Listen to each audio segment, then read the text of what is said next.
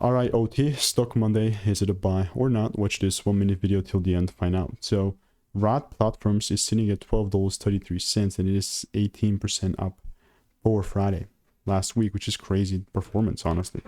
I'm all about the bullish side, but I will just not randomly buy, and I'm going to explain in a second my approach. I have done 34,000 videos over the last 4 years. I've spent thousands of dollars on course some mentorships and have documented everything. I mean, RIOT specifically, I don't know what the hell I did here, but ultimately this is going to be the target at 15 bucks. And previously I wanted to see a double break in order for me to continue. And then it came down a little bit lower, but then I saw the first break. And if I see a second, like, this is not ideal, but if I see a bigger retracement and then a break above it, then and only then this is something that I'll buy. But if I don't and the price just keeps going up, then this is obviously going to be deleted. So